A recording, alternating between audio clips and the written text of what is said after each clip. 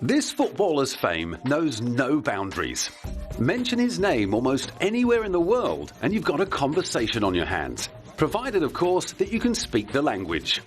Flash his photograph and a huge proportion of the planet's population will be able to tell you who he plays for, who he's married to, and the names of his children. David Beckham's phenomenal cross-cultural resonance has made him a superstar in corners of the globe he's never even heard of, and where no one knows how to play football. Miraculously, however, he hasn't let all the hero worship go to his head. More than a decade after becoming a globally recognised household name, Becks is well in touch with his responsibility as a role model to his young fans. I think the whole experience of wanting someone's autograph is special, especially when you're a little kid and you have heroes that you look up to and people that you want to be and want to do everything that they do. Seeing that famous person and wanting their autograph, it's quite nerve-wracking, but something that, stays with you forever. Unlike so many of his peers, he hasn't forgotten what it's like to look up to someone. Even now that he's a superstar himself, he's still in awe of the sporting heroes that influenced him. Just like everyone else, he knows what it means to be a fan. I've been lucky in my life and in my career. I've met so many great people, and Muhammad Ali, people like that, Michael Jordan. So there's quite a few that I've got that I'm proud of. Also, when I was young, and my heroes myself that I got, Brian Robson. So I was lucky. It's this humility, along with his generosity, poster boy looks and sensitive smile, that makes Beck so universally appealing. The son of a kitchen fitter and hairdresser, his refusal to get swept away by his ever-increasing fame may go a long way towards explaining not only how he worked his way to the top, but also how he's managed to stay there.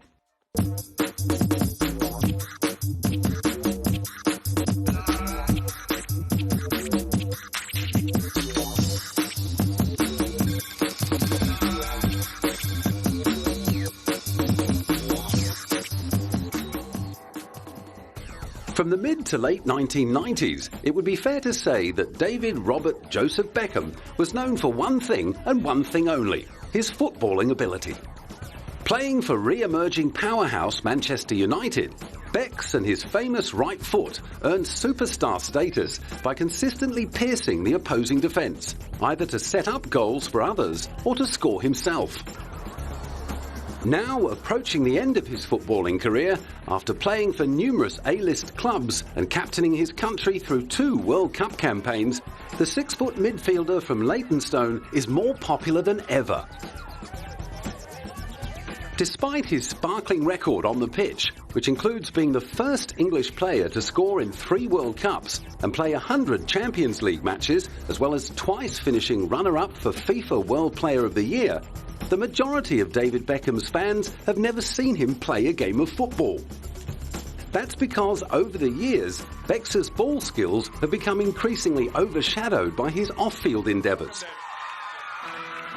These days, he is perceived as a businessman, fashion icon, heartthrob, charity campaigner and father who occasionally plays football.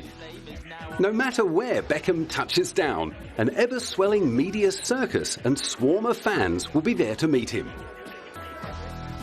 Europe, America, Asia or Australia, wherever David Beckham roams, Beckham Mania is sure to follow. His marriage to Posh Spice, aka Victoria Adams, on July 4th, 1999, marked the beginning of the world's fascination with everything Beckham. And since then, he seems to have become public property. Whether the topic revolves around his game or his private life, everyone has an opinion about Becks. During January 2008, Italian design house Giorgio Armani showed the whole world why Becks was known as Golden Balls, as they shamelessly unveiled their new underwear collection on the streets of Milan. The ads, which feature a nonchalant Becks sporting nothing but the new designer undies, warmed up a few passers-by on a chilly winter afternoon, some of whom were made to feel a little inadequate. However, Italian men aren't the first to feel intimidated by David Beckham's ability to impress the opposite sex. Back in 2003, when the Beckham entourage hit Japan, legions of local men concluded that it was useless trying to compete with Becks and began mimicking his metrosexual style in an attempt to enhance their chances with women. With more than 1,000 young female fans flocking into Narita Airport to welcome him, it was probably a smart move. So fanatical was the Japanese response to the English sex symbol that nobody seemed to care what he was famous for. As long as he smiled and waved, they were happy. It doesn't matter what he does, he is just so cute. Although such unhealthy obsession might unnerve the average Joe, sending them running for the nearest exit to escape the horde of hysterical fans, Becks seems at home with all the attention. And although he has frequently been criticised for his lack of eloquence when speaking in public, there is no doubt he knows exactly what to say to keep the fans coming back for more. I love the people because the people are always amazingly friendly to me, and I have many fans here. So it's I love the people, I love the food, and I just love being in Japan because it's an amazing country with amazing people. 5 years on, Beckham's popularity throughout Asia was still soaring. However, on his recent visit to Korea, his fans had done their homework and focused more on their appreciation of his football skills than on what he was wearing. Whilst touring with his club side, the LA Galaxy in South Korea, the former England captain held a youth training session in Seoul. Greeted by around 40 enthusiastic wannabe Beckhams, the real deal patiently and affectionately looked on as the children unveiled a large mosaic photo wall made from 2008 different pictures of him to mark his visit. And before getting stuck into the session, Becks welcomed the adoring fans. 안녕하세요. Whoa! I'm very happy to be here. Thank you for being here as well. I hope you enjoy the day. I hope the children and everybody enjoys the day. And thank you. As the eager children threw themselves into the skills training session with their hero, each of them tried their hardest to bend it, well, like Beckham. Mentoring the children through a day they will no doubt remember for the rest of their lives, Becks was more than happy to pass on some of his trade secrets. The most important thing is that you get a good strike on the ball, and you make sure you put it in a corner where the goalkeeper can't get to it. And the most important thing is, the way you run up to the ball and the way you strike the ball. That's the most important thing. If you get a good strike on the ball, then you've got every chance to score. By the end of the training session, the very accessible and approachable megastar had earned himself even more devoted young fans. One awestruck 11-year-old was already planning to fly halfway around the world to get a second glimpse of his hero. I would like to meet Beckham again. I felt amazing when he taught me. I will visit London and will see Beckham again. Beckham's passion for the game is evident in the years he spent playing and promoting it. However, his footballing skills have given him much more than a career. They've offered him a golden opportunity to help those less fortunate than himself. Less than 1 month after touring South Korea, Becks was back in America to attend a charity gala with fellow soccer icon Pelé. The Black Tie event, a $1,250 a plate fundraiser at Gotham Hall, aimed to make $600,000 to help Harlem Youth Soccer Organization build a soccer field for its players and develop an after-school soccer and leadership training program. During the day leading up to the gala, Beckham spent time in Harlem and saw how the power of football can transform the lives of children who have grown up in hardship. The kids' faces changed when they run onto the field and when they got a soccer ball. So, to have that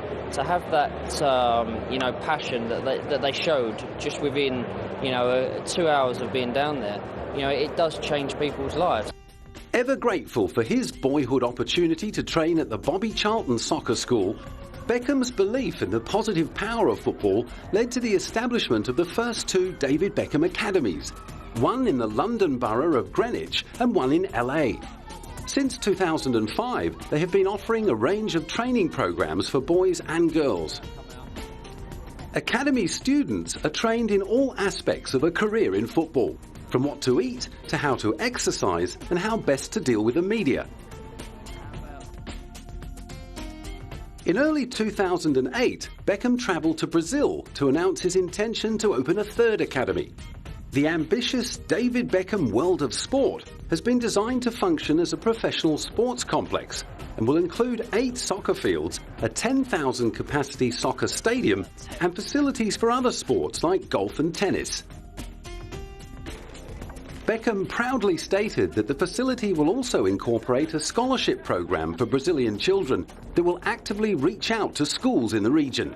I'm very proud of the ones that I've got in London and also in LA, but I've always also said that I want to take it to other places around the world, and where better than here. It's an amazing place, very passionate about the game, very passionate about football, and I'm very proud to obviously be part of this. Having ploughed plenty of that passion into the designing and planning phase of the complex, he wanted to prove he was in it for the long haul. It's going to take a while, but I think that it's going to be one of the best facilities in the world. We're going to be able to obviously have children come down to the academy and enjoy themselves and play in a safe place. And also we're going to be able to have the facilities to have, top football teams from all around the world to be able to come down here and spend their pre-seasons or, just have a break. So it's going to be something special. And it's not only the man himself who believes in the work of his academies. British Prime Minister Gordon Brown recently called a meeting with Beckham to discuss the benefits of sporting programmes for the young. The PM was keen to visit the Greenwich Academy himself to see whether anything from their training programmes could be picked up and used in broader physical training programmes in schools throughout the country. I've been talking to David Beckham, who's done an inspirational job in setting this up, about how we could extend these facilities so that children and young people in all parts of the country could benefit. They can benefit from the coaching, they can benefit from the chance to get tips about fitness, they can benefit from the media courses. And we want every child in every school in the country to get the benefit of new sports facilities and to get the benefit of the chance of doing sport. And I think David Beckham can make a huge difference in making that possible. With obesity and other health concerns increasing across the globe, the physical activity, healthy eating and social interactions touted by the David Beckham Academy could go a long way towards solving some of these issues. A keen football fan, Mr. Brown didn't waste his opportunity to catch up on all the thrills and spills of the former England captain's international playing career. But while Becks was honoured to be invited into the Prime Minister's official residence, the thing that excited him most was the boost the PM's visit had given his beloved academy. I think he's very positive in everything that he wants to achieve. I think that he welcomed me into number 10 and made me feel, like I said, very welcome, and spoke about different things that he wants to achieve and different things that he wants to achieve, not just obviously with the country, but with myself and with the academy. And that's special because I've worked hard to get the academy to be successful, and like I said, to be invited to number 10 and also to have the Prime Minister come down to the academy. I'm very proud of that. So, I believe that he's doing great things and he will do great things in the future. Clearly, the admiration was mutual. But then Becks had already won himself plenty of brownie points in his triumphant role as an ambassador for London's bid to host the 2012 Olympic Games. Beckham's dream to see the Olympics return to his hometown for the first time since 1948 came true on July 6, 2005. with the announcement that London's bid had been successful. As a reward for all his hard work, Becks was awarded the honour of representing England at the closing ceremony of the 2008 Beijing Olympic Games. Incredibly proud, to be British, of course, to be part of such a historic night for our country. It's incredible, I've been honoured to be part of the Olympic bid and now honoured to be part of the closing ceremony and the handover. So now on to 2012, but tonight's about the people that have worked hard to get it to this point, so they'll have a great night, but there's still a lot of hard work to be done, but we're looking forward to that. Although the 2012 Olympic Games will make a wonderful showcase for London and Britain on the world stage, Becks believes there's far more to it than that. I really noticed it being in London last week, seeing the hype and seeing everything that kids wanting to be involved in. You see kids out running on the streets and, doing different things and cycling out there, so it just gets that excitement from children and from so many different people in the world, and I think that's what's great about the Olympics. It has that excitement that can change people's lives. At the Beijing closing ceremony, Beckham joined veteran Led Zeppelin guitarist Jimmy Page in helping London take the reins as host of the 2012 Games. During the ceremony, Beckham was handed a football and was asked to kick it into a crowd of athletes. As humble as ever, Becks made no secret of the fact that even a great sporting star like him still gets nervous at big events. And were you scared about missing when you kicked the ball? I was actually more scared of dropping the ball when I held the ball up. I knew I'd be all right kicking the ball, but it was the holding the ball up and dropping it was worrying me. However, it's not only sport-related causes that Beckham finds time for. In April 2009, he joined young tennis star Andy Murray to mark the launch of a new charity called Malaria No More UK. Malaria No More aims to end suffering and death caused by the preventable disease, which threatens half the world's population. Beckham, who is the proud father of 3, found an immediate connection with those who suffer from the disease. Malaria obviously is one of the biggest diseases that causes so many deaths around the world, and especially in Africa. When I first heard the statistics with malaria and with children under the age of 5, it automatically makes you think of your own children. Pregnant women and children are the most susceptible. In Africa alone, malaria kills more children under 5 than any other single disease. The sports star's bid to raise awareness about the disease started with the message that a mosquito net can be bought and delivered to a family in Africa for as little as a few pounds. It's £5 for a net, so something like that is such a worthy cause, and it makes you feel good when you realise what you're doing around the world to save people's lives. The non-profit organisation's goal is to ensure that all those at risk of contracting malaria in Africa have access to a bed net by the end of 2010.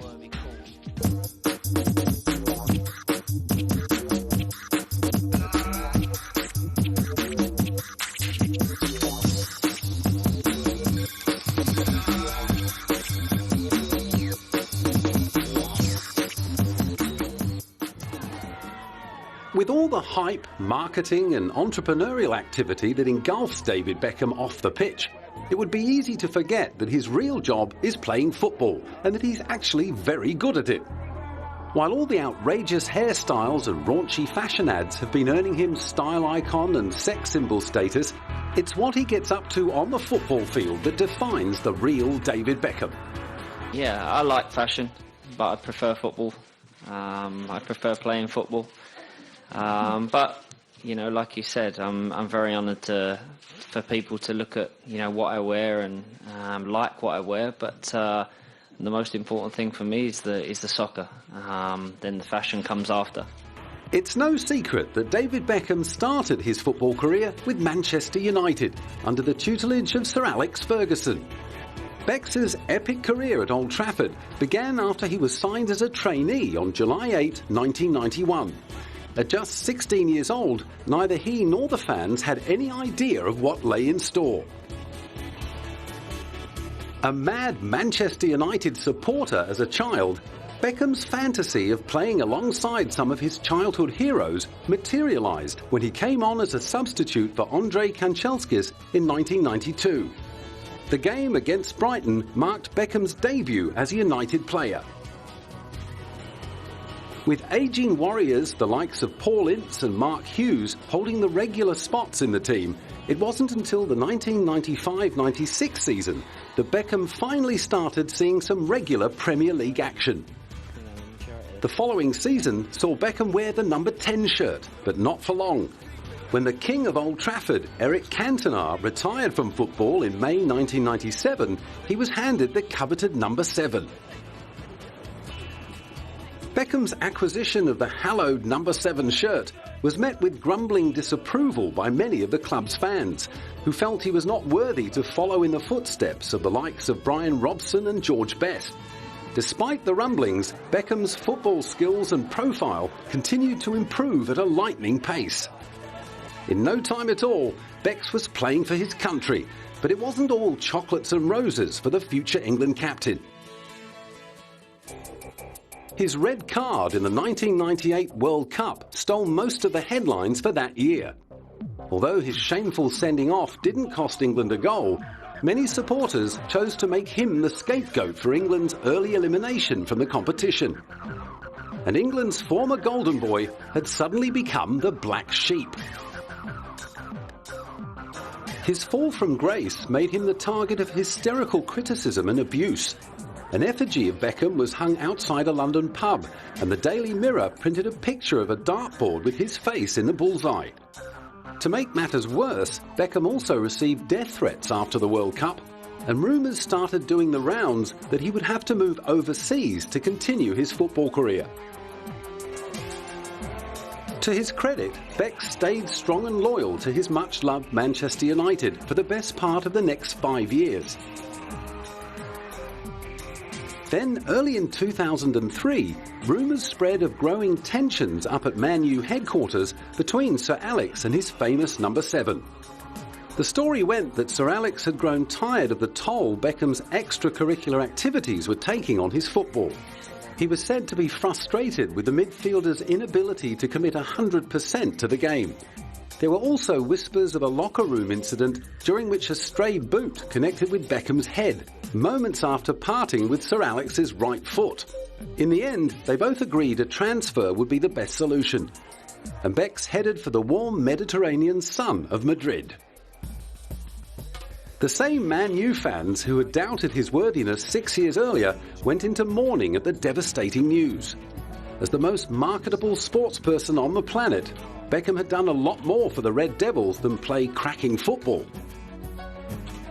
There was his global profile and the sheer revenue that the Beckham brand brought to the club. With him on the team, United could count on crowd numbers, merchandise sales and even television ratings to skyrocket. And that kind of value was worth paying the big bucks for, whether or not he could kick a ball.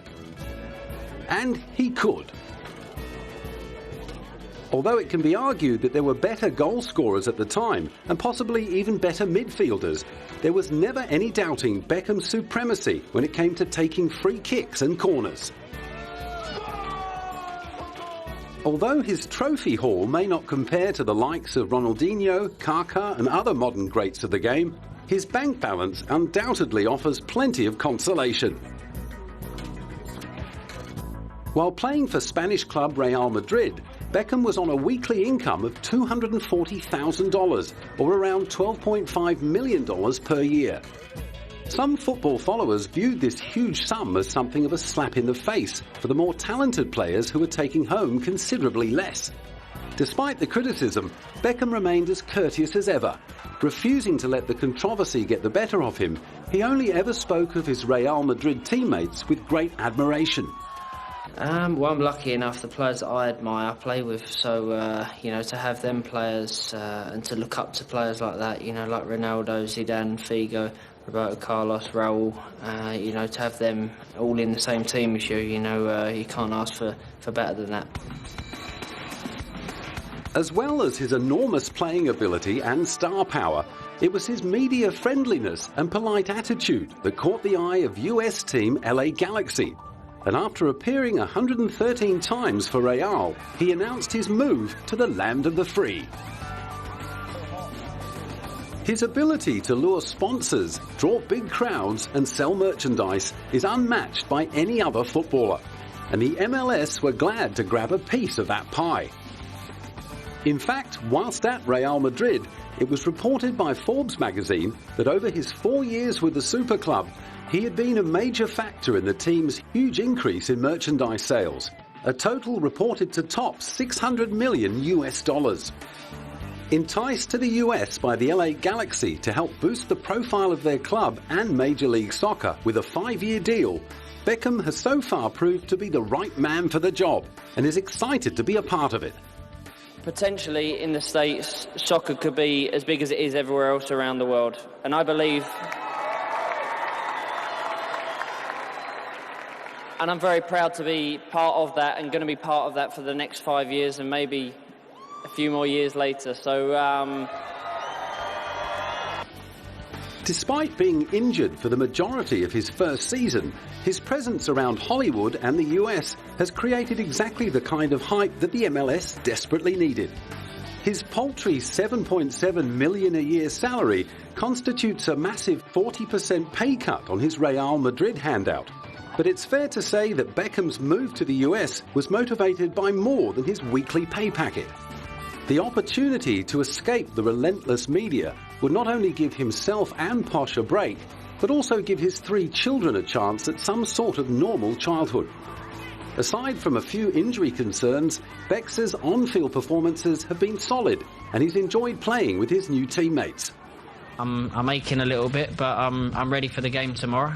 Hopefully my ankle will hold up like it did like in the game the other night. It felt good, it felt strong. And I was happy to be back playing. You know, it's been a frustrating time.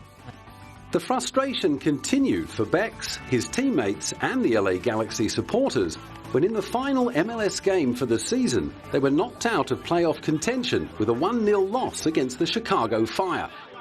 After a mediocre first season, Becks was given a chance to redeem himself with a tour down under. After first playing in front of a capacity crowd in Sydney, Beckham and his new teammates travelled to New Zealand to play the Wellington Phoenix in yet another sold-out stadium. On arrival in New Zealand, the entire Galaxy team was given a traditional Maori welcome known as the Pauhiri by the indigenous people of New Zealand. Beckham was delighted.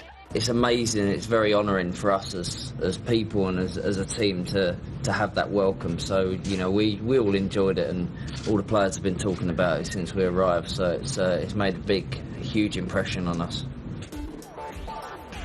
In early 2008, with the former captain now approaching his mid-30s and playing amongst a lower standard of players in the US, England's new manager, Fabio Capello, decided to omit him from the national team, leaving Beck stuck on 99 caps for his country.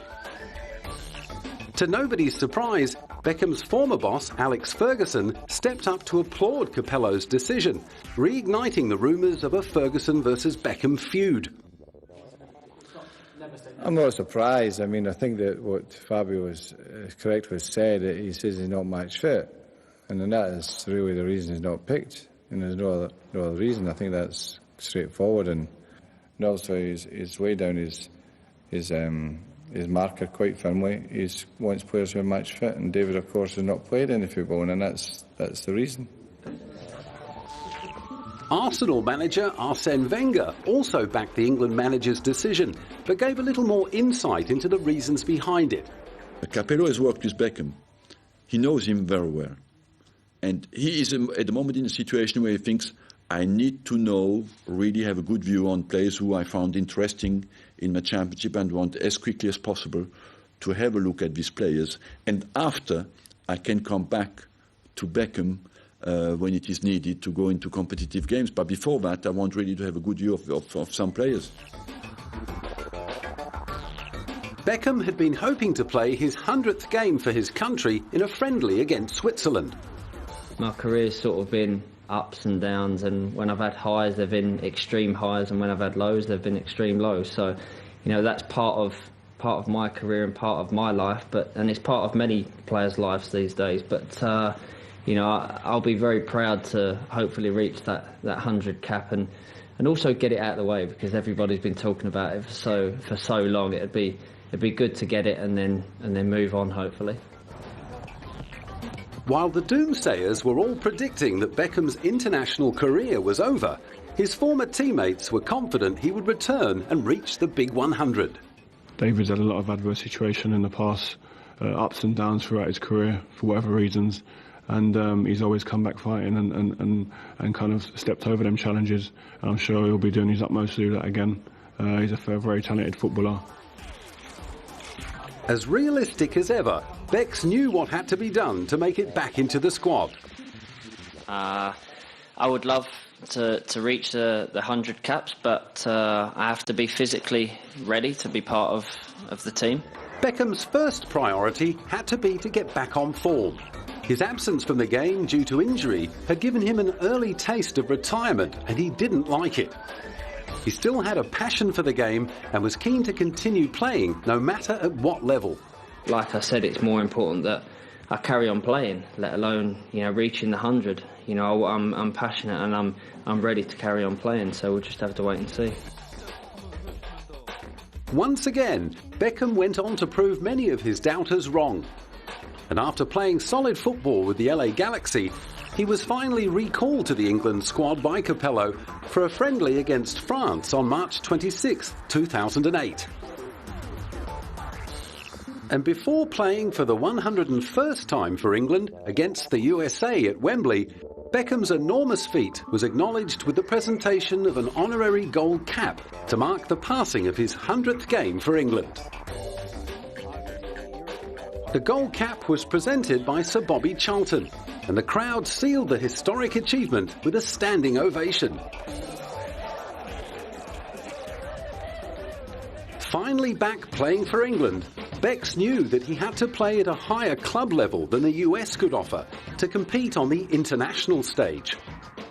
His opportunity came when AC Milan agreed to take him on loan from LA Galaxy. Despite the inevitable rumours that this meant he would soon be moving on from Major League Soccer, Becks was adamant he would be staying on at the US club at least until the end of 2009. He made his debut in Serie A for Milan against Roma on January the 11th, 2009, and lasted for 89 minutes of the 2-2 draw. In his first 4 matches for the Italian club, he scored twice and set up numerous other opportunities, proving there was still life in the old legs yet. And after the club doctors had handed down the verdict that he could be fit to play comfortably until 2013, AC Milan were keen to secure the services of the superstar midfielder on a more permanent basis. Bargaining on the attractiveness of a move to Milan which could strengthen Becks' position in the English squad, Milan management reportedly offered to buy him from the LA Galaxy. Apparently, however, their bid fell short of the mark. In late March, Beckham played for his beloved national team for the 109th time, surpassing Bobby Moore's record and becoming England's most capped player ever in the history of international football. With the 2010 FIFA World Cup on the horizon, the veteran midfielder had his sights well and truly set on qualification. Despite being in a tough draw, he remained characteristically optimistic. We believe that we're going to qualify, but we know that there's a lot of hard work to be done, and as long as we work hard as a team and stay together as a unit, we'll have a good chance. But no one's going to guarantee us qualification, but if we work hard, we've got the players to qualify. Beckham's longevity in the game is a testament not only to his talent, but also to his determination and dedication. He made his first £1 million many years ago and has long since earned more than enough money to set him and his family up for life. But still, he's kept on playing. Dogged by injury, harsh criticism and big disappointments, his commitment to the game remains as unshakable as ever.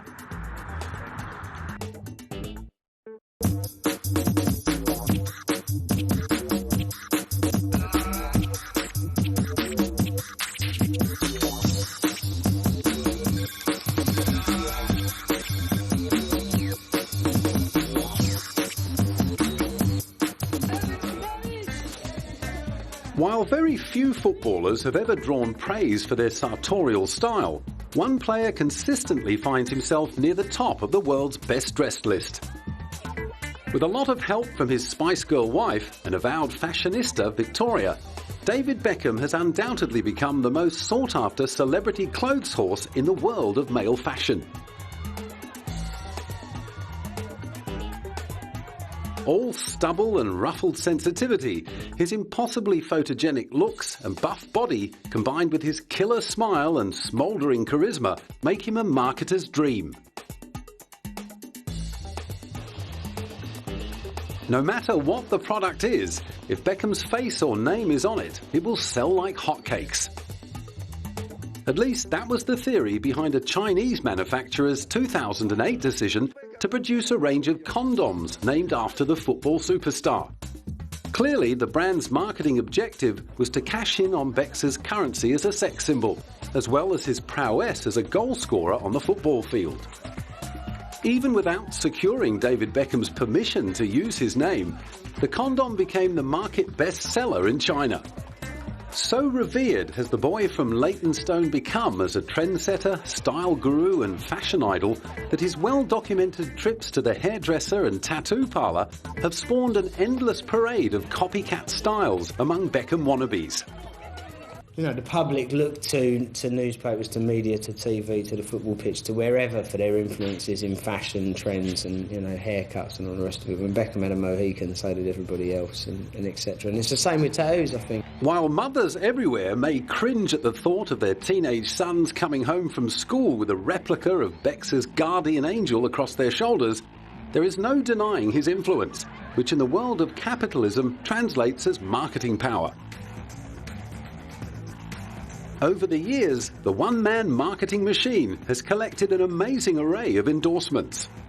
Regularly seen in adverts by sponsors Adidas, Pepsi and Armani, he has also been featured in lesser-known ads by Go3 Food, Meiji Almond Chocolate, Tokyo Beauty Center, BP Castrol Lubricants and Brylcreem. Vodafone was one of the first big sponsors to jump on board the Beckham bandwagon. But when they failed to meet an agreement in 2005, it left the door open for mobile phone competitor Motorola. Years later, Motorola is still merrily shelling out millions to have Beck's help shift their products. Although he has starred in many ads over his long career, the commercial shot in March 2009 is one of his most risque.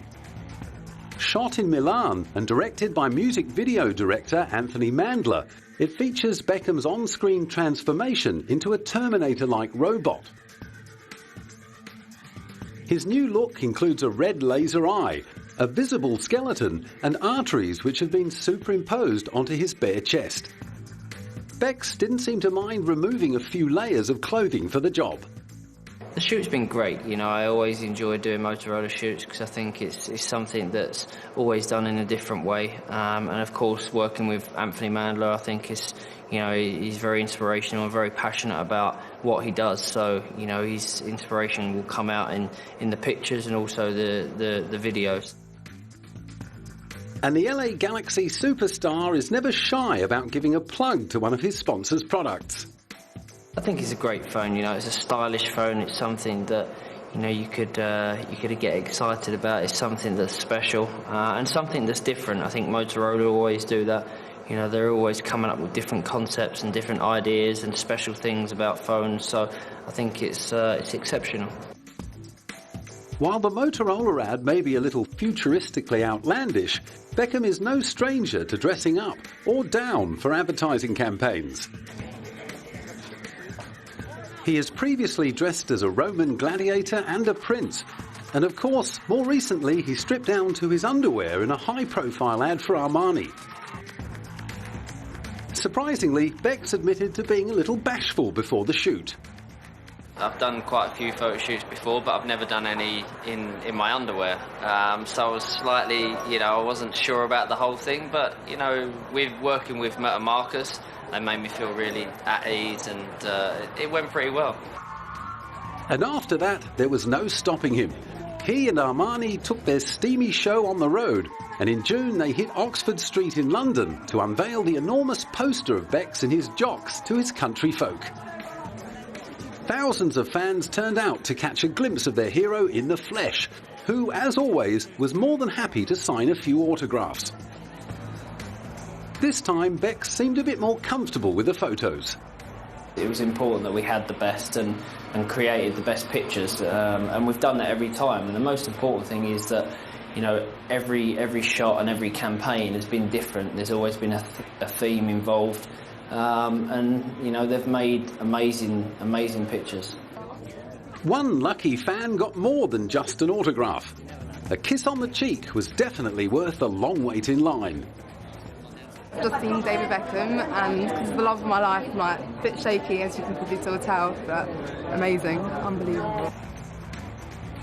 And no doubt she hasn't washed that spot since.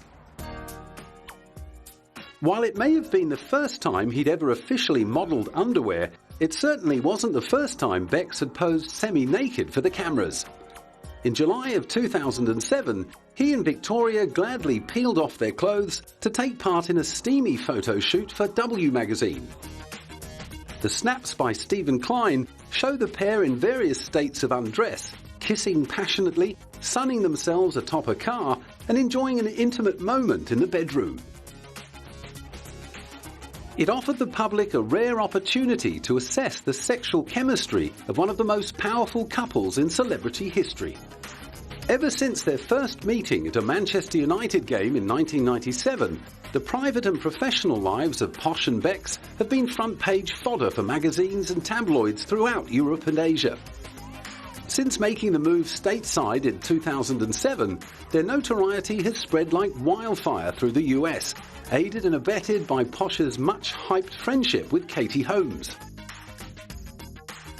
By August 2008, Beckham was topping magazine polls for having the best abs in Hollywood.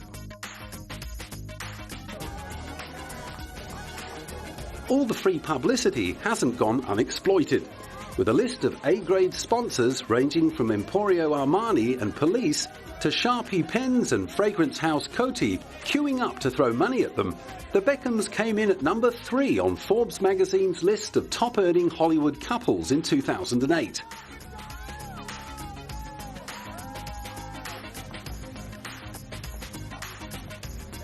But not only have David and Victoria carefully nurtured his portfolio of sponsorships and endorsements, they've also started creating their own labels.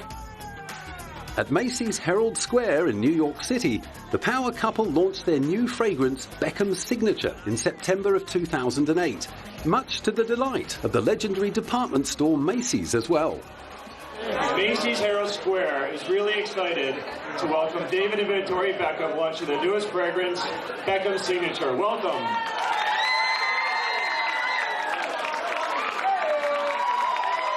Excitement from the fans turned into hysteria as Posh and Becks took to the stage to launch their range of his and hers fragrances. Hello.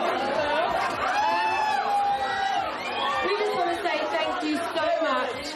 The turnout has been absolutely phenomenal. So thank you so much for queuing up for so long in the rain. It's great for us to be here. We're very, very excited. I'm looking forward to meeting you all. So thank you. And there's plenty more where that came from. In April 2009, Adidas announced a deal with Beckham to launch his own line of menswear. At last count, the David Beckham empire was estimated to be worth around $225 million.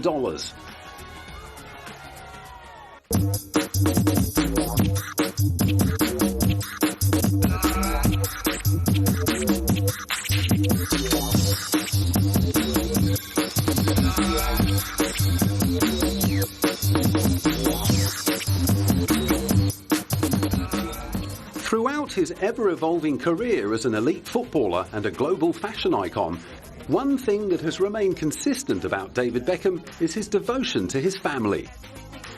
As well as keeping him grounded, no doubt it's one of the important characteristics that have earned him his status as a global role model and sponsorship magnate. Married to Victoria since their £500,000 wedding at Luttrelston Castle on July 4th, 1999, and the proud father of three, Brooklyn Joseph, Romeo James and Cruz David, Bex has always done what he feels is right for his family, which is not to say that he's enjoyed a spotless record.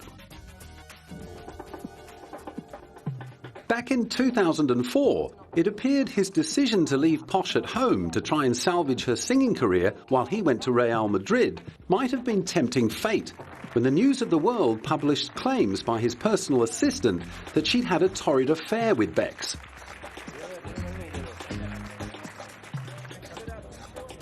Having already employed the services of master media manipulator Max Clifford, Rebecca Luce stood to make £1 million from spilling the beans on Britain's most adored public figure since Princess Diana.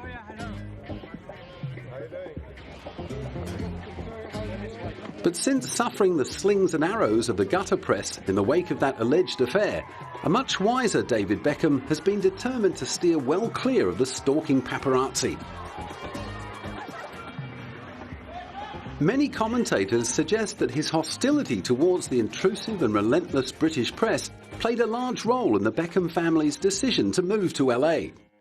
I think living in America, the best thing that us as a family have enjoyed is the positivity and the friendliness to not just to me on the soccer side, on the work side, but obviously to us as a family as well. The kids are really happy, Victoria's happy. As a family, it's been amazing for us, so there's not one negative thing at the moment. Although Bex took a hefty salary reduction on signing with the Galaxy, earning a dismal $142,000 a week, which equates to around a 40% pay cut compared to his Real Madrid earnings, he cleverly constructed a deal that delivers him a percentage of LA Galaxy's matchday revenue and merchandise sales. Despite all the upheaval, the Beckhams' move to LA could not have gone more smoothly. They were welcomed to Tinseltown with a star-studded bash thrown by their new pals Tom Cruise and Katie Holmes. Going over with the intention of growing the Beckham brand and giving their three children some sort of normal upbringing away from the pressures of the Spanish and British media, Bex couldn't be happier with the transition. With an endless parade of red carpet appearances, award ceremonies and product launches to dress for, it's no wonder that Victoria is also having a ball. I love America. People say, how long did it take for me to adapt? About an hour.